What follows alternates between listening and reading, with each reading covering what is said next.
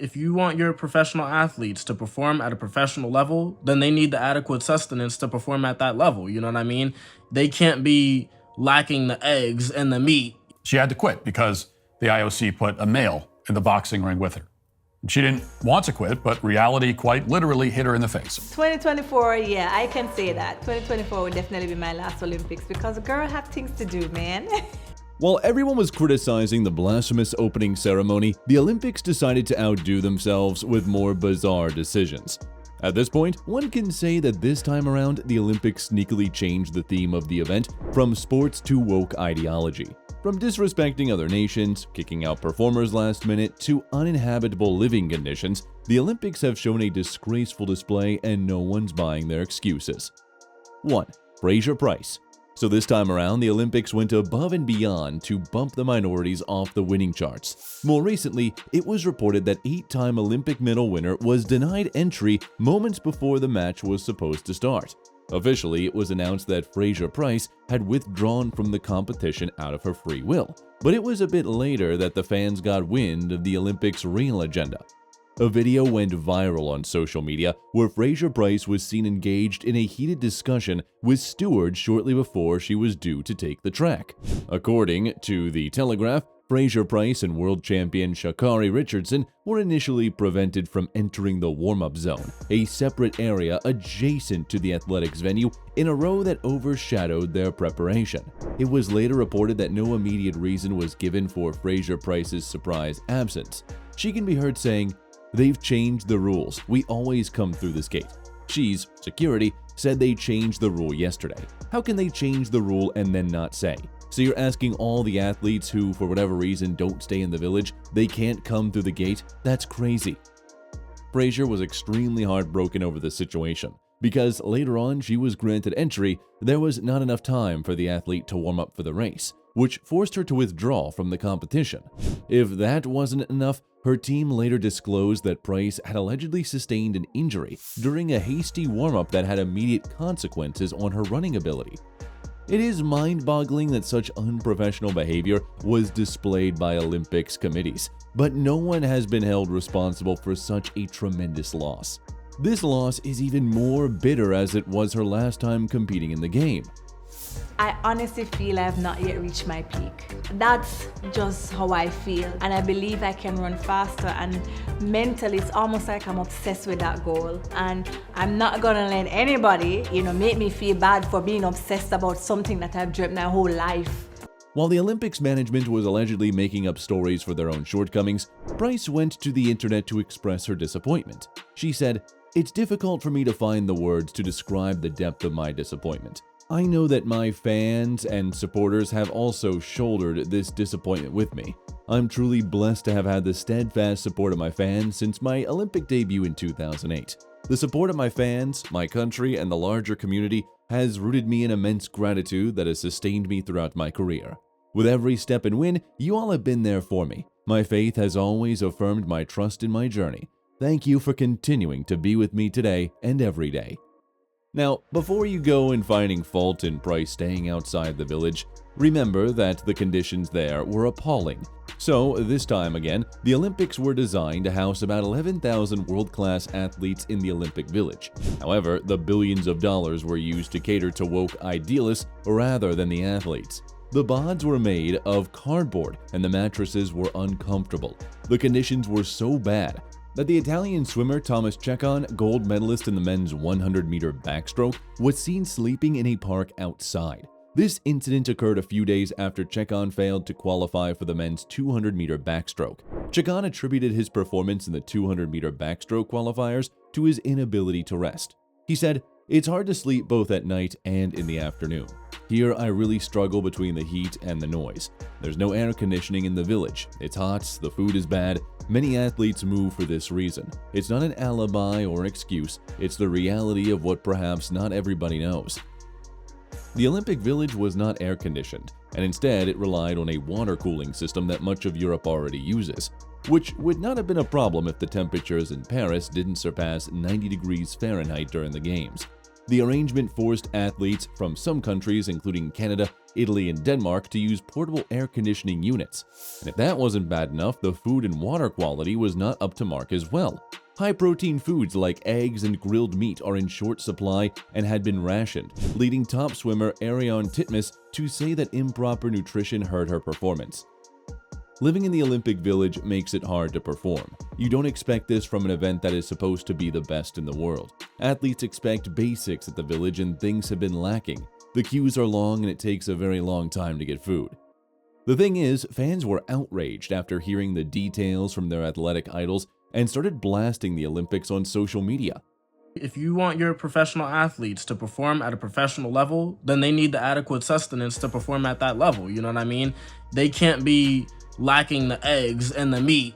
According to the Olympics, the Paris Olympic Village was constructed to meet environmental excellence requirements, including maintaining a low-carbon footprint in line with Paris's climate plan. This requirement led to decisions such as using cardboard beds and not providing air conditioning, which some athletes complained about. This has led to questions about the legitimacy of these decisions, especially considering the extravagant fashion in which the Olympics were opened, including paying drag queens for the performance. Some fans speculate that the management shifted its focus to woke ideology, resulting in what they believe were the worst conditions athletes have had to endure.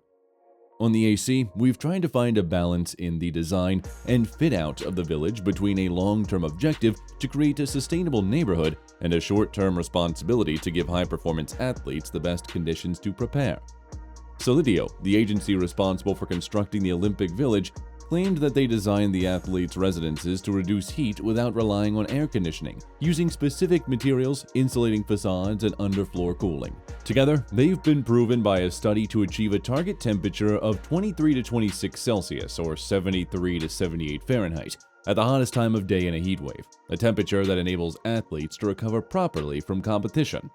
The 2024 Summer Olympics in Paris promise to be the most eco-friendly games ever, but experts say those sustainability commitments are just a bunch of greenwashing. Anyways, thanks to this greenwashing strategy, the living conditions are worsened as 10 female athletes had to make do with just 2 restrooms.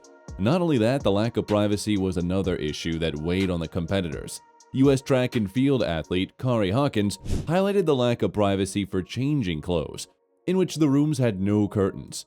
So I'm in my room at the Olympic Village, and these are the windows. So this is awesome. These are all of the people who are across from you. Yay, that's super fun. There are no curtains. Also, since the athletes and delegations moved into the Village, at least 5 complaints for theft have been filed. On July 28, a rugby player from the Japanese team reported the theft of a wedding ring, a necklace, and cash totaling an estimated 3,000 euros. Argentina's football team was robbed. You see, Argentina's football team had a rough start even before their chaotic match against Morocco. Their training camp got robbed, with items including midfielder Thiago Almada's watch being stolen. Coach Javier Mascherano shared, "We didn't want to say anything after training. I don't think it helps anything, but obviously it's a bit disagreeable that these kinds of things happen." Adding to the disruption, several reports online claim Paris experienced major power outages amid the Olympics events. Social media was flooded with pictures and videos of the city in darkness, though these reports are yet to be confirmed. So maybe it was actually in Price's best interest not to stay in those abhorrent conditions. And following in her footsteps, most of Team USA women's tennis also decamped to a hotel. Coco Gauff, the tennis superstar, revealed on TikTok that she was the only American woman remaining in the official Olympic housing, and she and teammate Emma Navarro claimed the news to People later that day. "Yeah, I stayed there for 3 nights, I think, but I didn't sleep basically at all. I slept cumulatively 6 hours, so I had to move out and go to the hotel. I cried a little bit in the lobby the day I moved out, I think just from lack of sleep." It's no wonder that athletes could not perform their best in the competitions. Retired Olympic swimmer James Magnuson also took a swipe at the Olympics, shaming them for compromising the quality of the event. He said, "A lot of complaints about this pool, and I must say most of those complaints are being aimed from our friends in America. They're not happy with the depth of the pool. They're saying there's too many cameras in the pool. It's causing waves for the swimmers." Fans have boldly called out Olympics for having their priorities elsewhere. So $8.6 billion spent in preparation for the Olympics didn't include feeding and housing the athletes? I wonder how much of that budget went to feeding the double-wide in the blue dress seated at the center of the table. I think someone has their priorities a bit effed up. Another added, wow, France has gone out of its way to make the absolute worst Olympics. First we had to see the opening ceremony, absolutely gross, then let's make the athletes uncomfortable as possible. Imagine not being able to feed elite athletes but making vegan food the way to go, honestly. Then we're going to be green, so no air conditioning, it's summer. Oh, and don't get me started on the beds. I feel embarrassed for all the French people who unfortunately have been included. The incompetence of the management truly shined when Ana Barbosa was bumped from the podium by a simple human error. Although defeat and victory go hand in hand in such competitions, such irresponsible behavior caused great heartache to Ana Barbosa. For those who don't know, American gymnast Jordan Chiles initially finished her routine with a 13.666 score.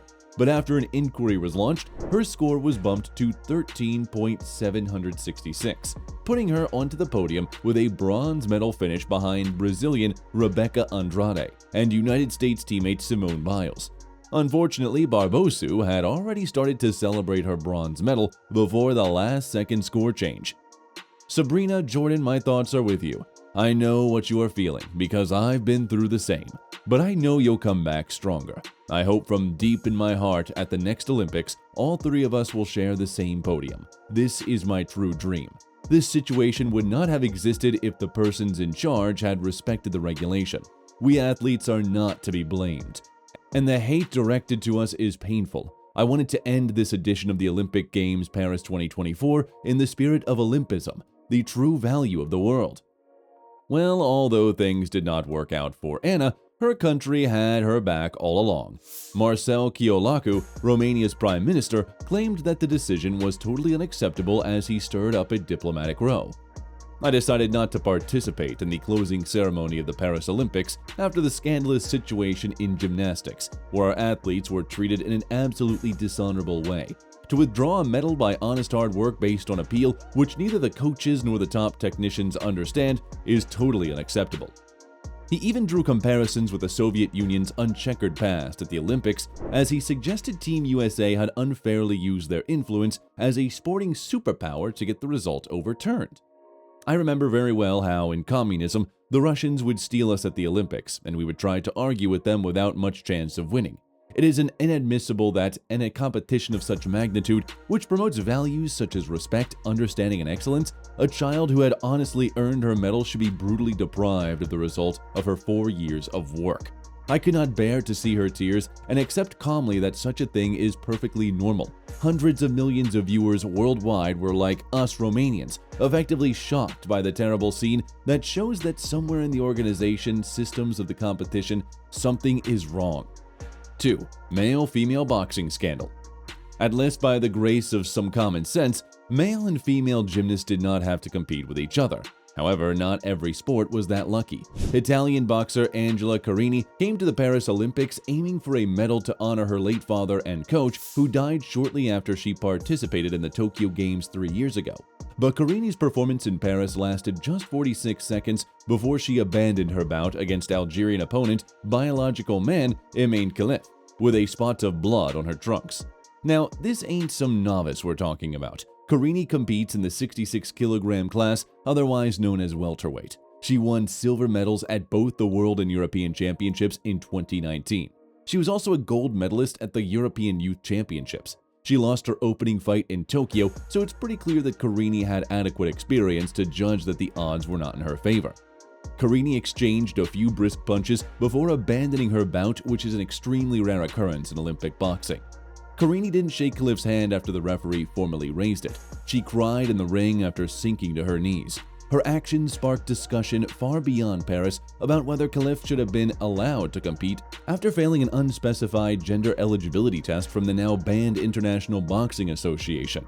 Italian Premier Giorgia Meloni discussed the issue with IOC President Thomas Bach, who was repeatedly defending Khalif's right to compete. Despite our request to have certainties and guarantees, both for the safety of our athletes and for the regularity of the competition, they've confirmed that Khalif is within these parameters. Afterward, Carini revealed that she had quit because of the pain from Khalif's opening punches, as she allegedly felt that her life was in danger. It could be the match of my life, but in that moment I had to safeguard my life too.